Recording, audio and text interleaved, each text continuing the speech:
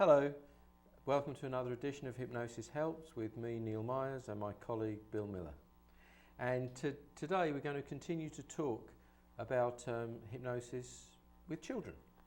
On the last edition of the show, we discussed some of the special challenges, difficulties and particulars of working with children. Right. And today we're going to be a bit more specific in discussing the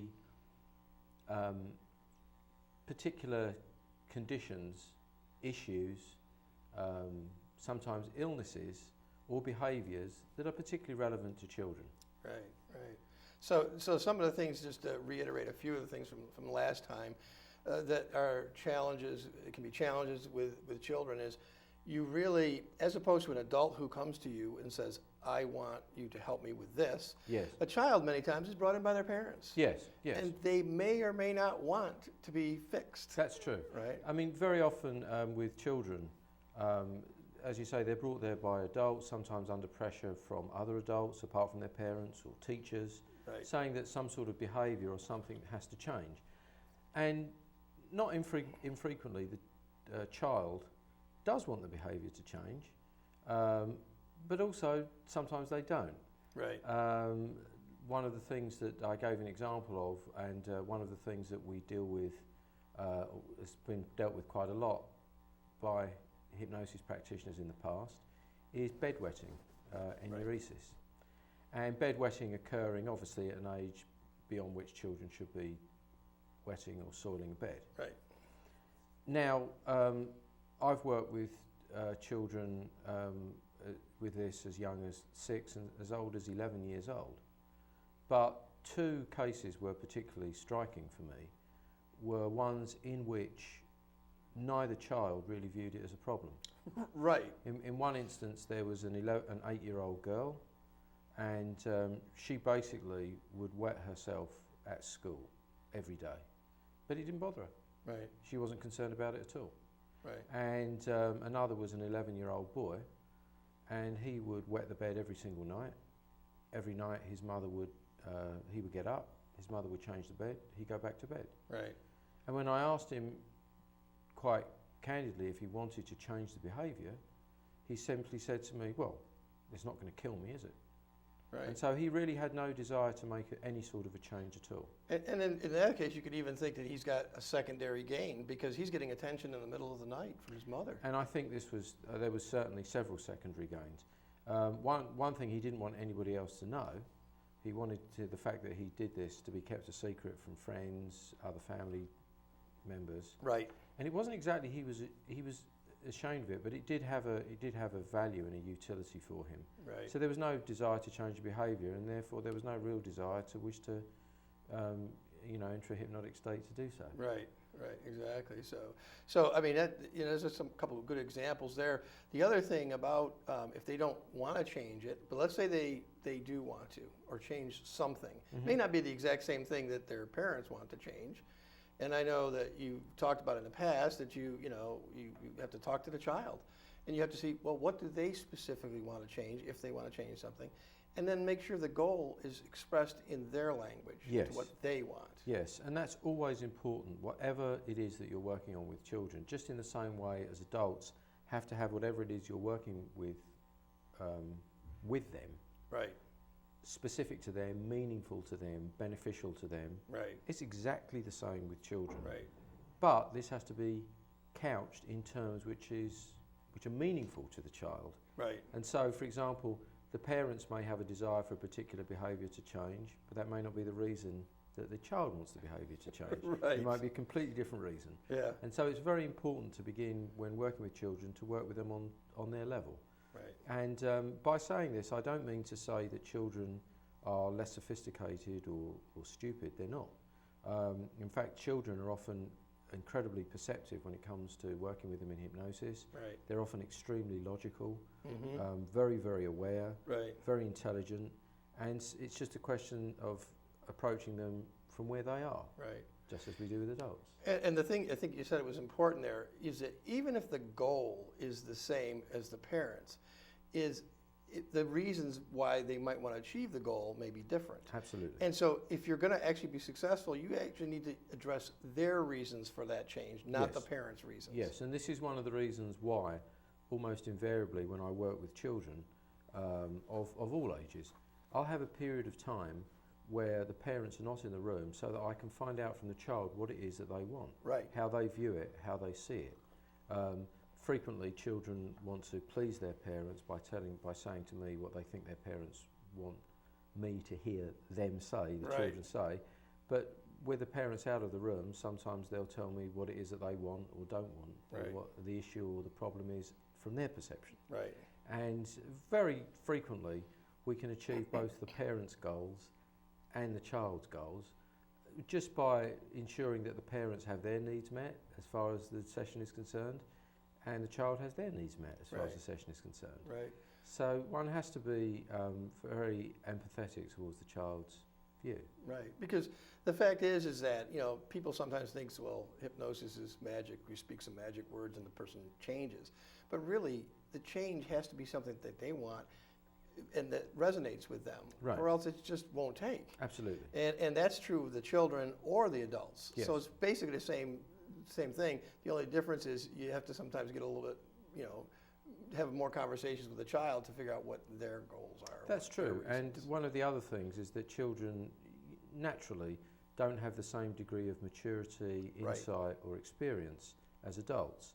And therefore, it's hard for them to perceive either the need for certain changes, the value of certain changes, or even really to view any events in their lives through a new lens, through a different way. Sometimes some of the most conservative people are children.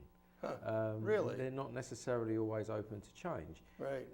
The certainty of whatever's going on provides some comfort and security in itself, some consistency. And even if the change is positive, it doesn't necessarily mean it's wanted. Right. And so it's very, very important to try and find out these things very, very specifically. Right. Yeah. And I mean, we've had some conversations in the last couple of days where this is actually true with adults even. Even if a situation isn't ideal, sometimes it's what they know. Right. It's what they feel safe with. And so even though you can offer them something better, you know, sometimes they just don't want to make that change. Yes, better. You know, better the devil you know than the angel you don't is more true in this practice than almost anything that I know. Right, exactly. So that's a nice background there. So why don't we segue over and talk about some of the specific conditions that can be treated with this. And so, you know, I'll kind of categorize. There's a couple big buckets here. Is talk about fears, phobias, anxieties, and things like that.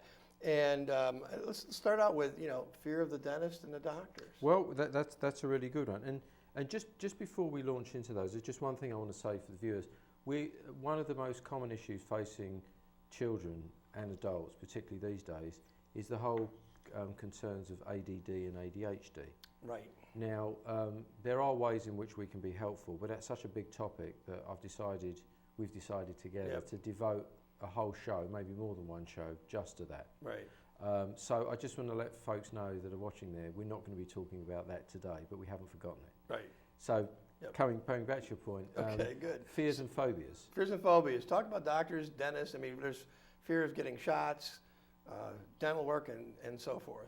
So just like adults, children can have very significant fears of doctors and dentists. And unlike adults, children tend to be making more frequent visits to doctors and dentists, not because they're necessarily any sicker, but routine vaccinations, inoculations, routine checkups of various times mean that they're probably going to see more medical professionals in the early part of their life, even if they're healthy or relatively healthy, than most adults do. Right. And almost invariably, these meetings are accompanied by pain and discomfort.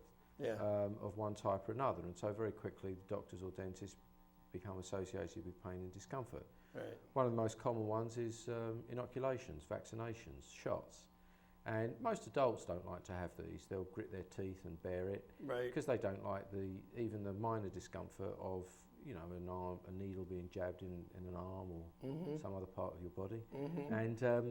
And children are the same. And many years ago, Dave Ellman developed something called the magic spot. Right. And this is a very simple hypnotic technique that can be used in advance of that, or by a nurse or a doctor. It doesn't even have to be very highly trained in hypnosis, whereby a spot on the arm is determined to be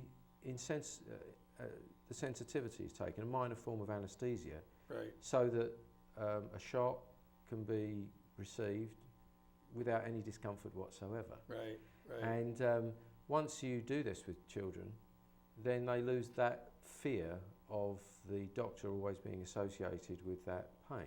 Right. And of course this makes the procedure much easier for the doctors or the nurses.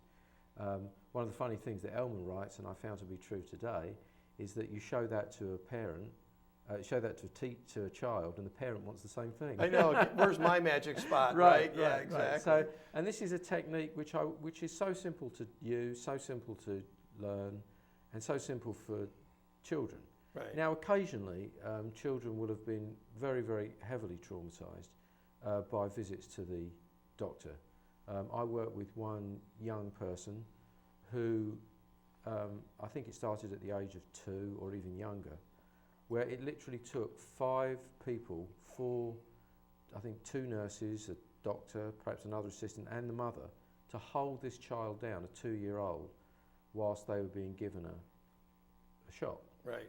And of course, naturally, the child, not only because of the shot, but was terrified by the whole procedure and every Right. association, would literally go into a panic, Right. even at the prospect of visiting the doctor. And then being held down. I mean, they're Right. doing it for a reason, Yes, but being held down itself, you're being restrained. right. It's That actually, even increases the fear. it certainly does. And in fact, actually, in that high state of anxiety that they find themselves in, they are in a hypnotic state. Right. And so the holding down becomes in itself a form of hypnotic anchor. Right.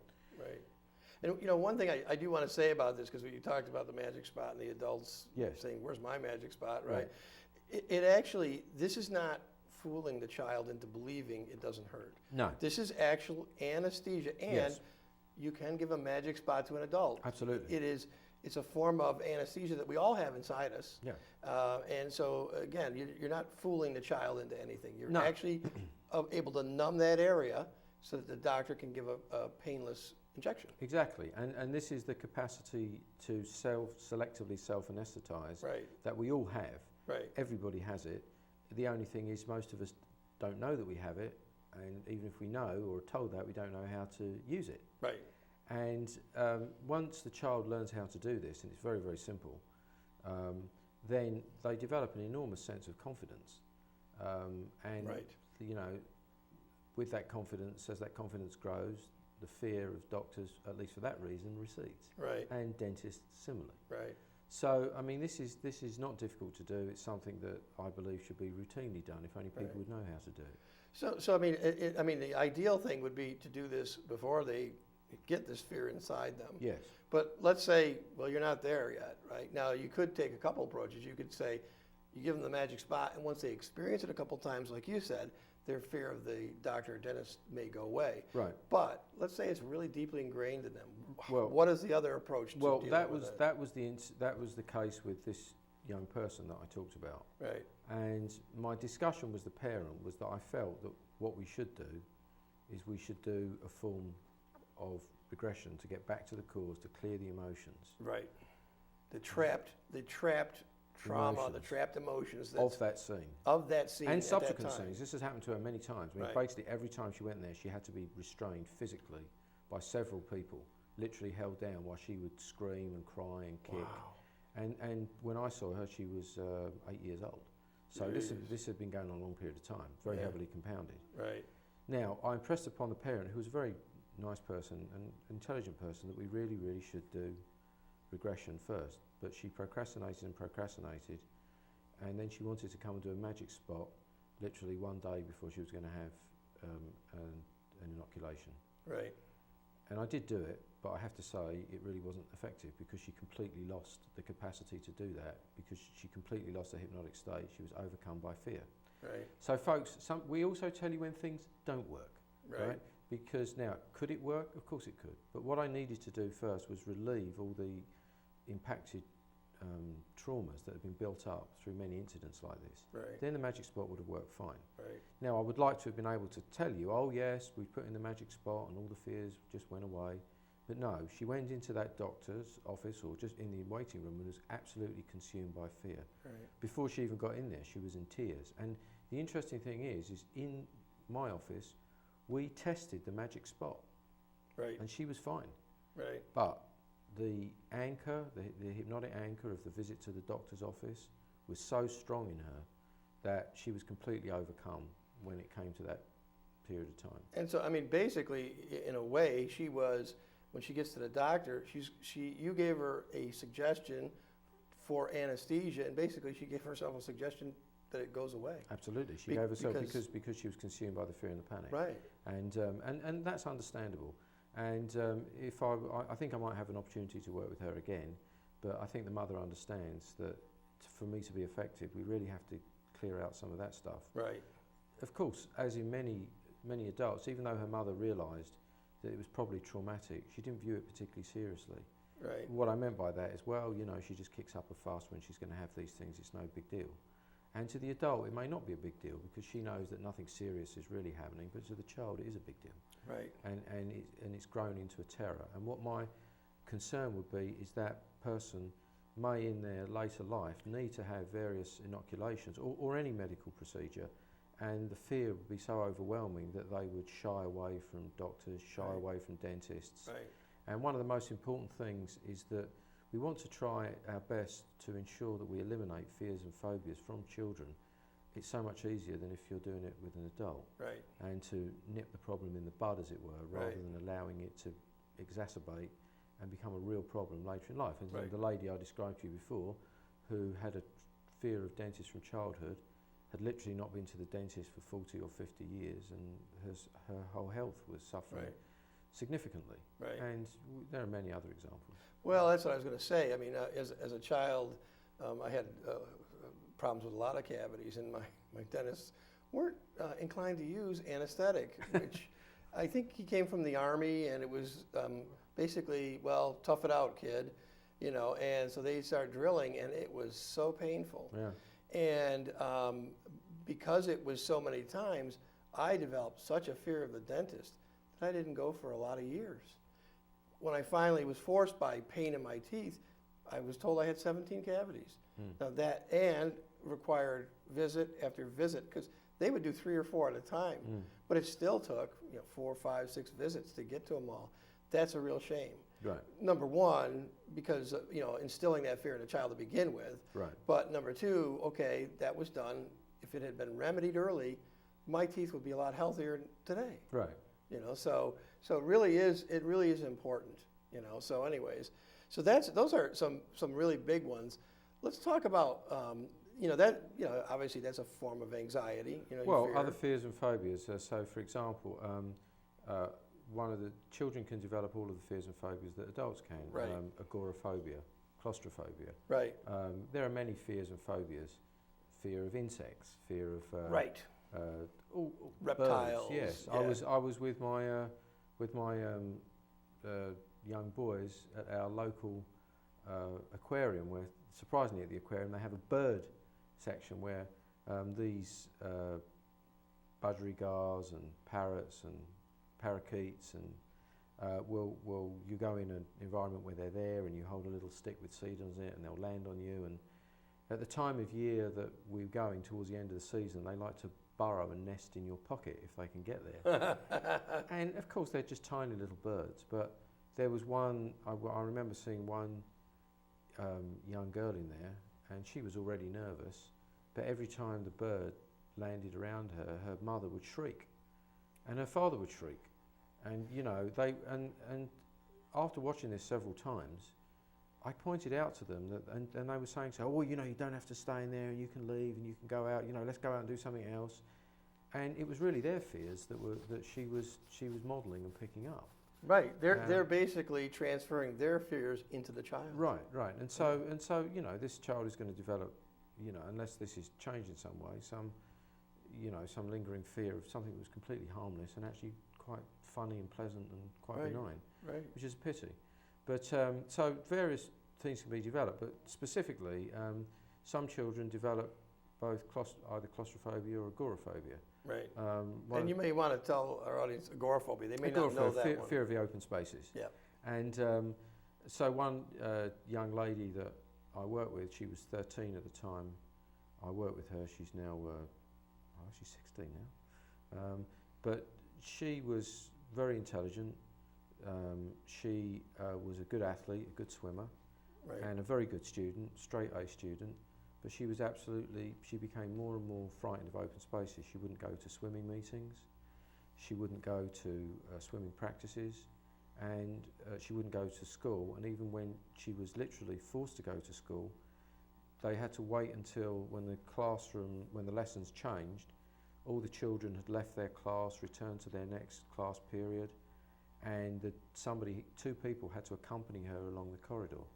And this was becoming worse and worse, and she was refusing to go to school. Now, she spent before I saw her, more than 2 years in counselling to try and overcome this without really any effect. Right. And the school and others were recommending that she should be medicated, sedated, so that she could do this.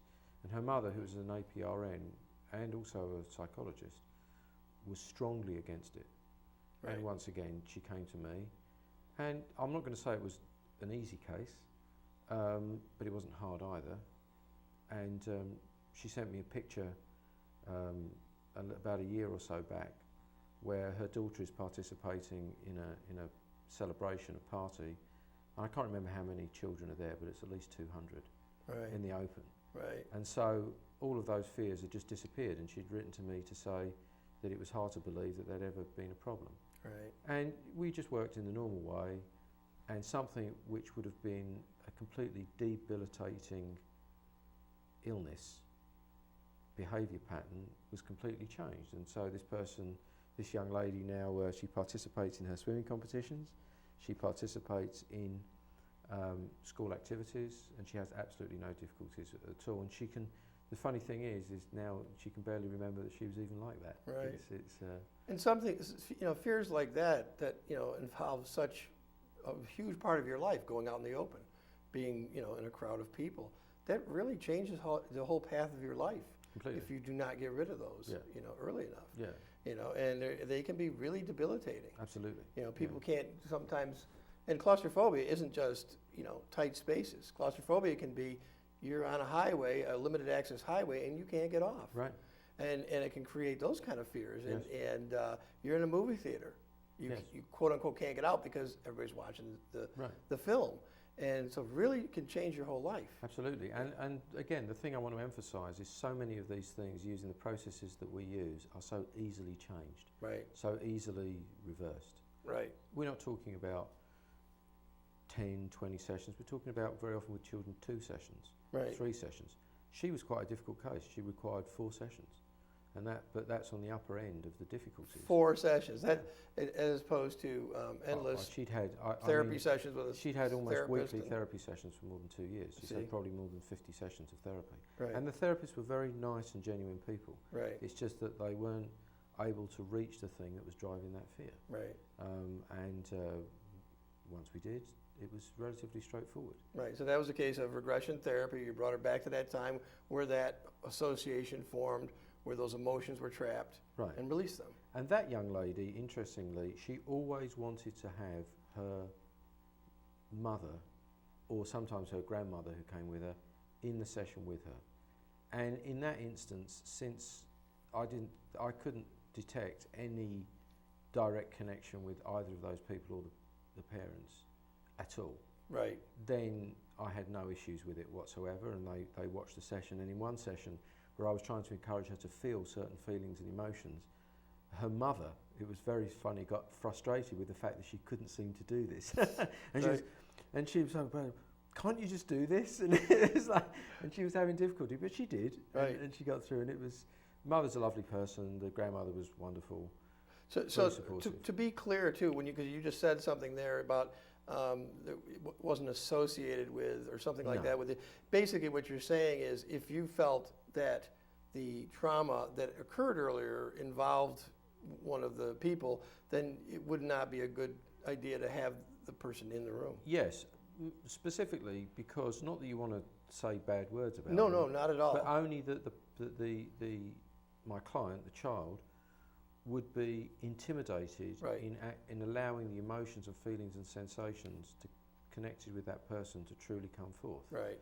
And but in that instance, there was just no indication. In fact, in that instance, it was the opposite, in which their presence was supportive to the whole process. Right.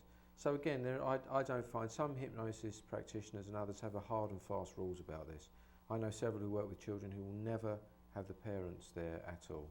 Right. And I have to say I don't have such hard and fast rules. Right. Yeah. I look at each case individually, Yeah. and sometimes it's fine for them to be there, and other times it's not. Right.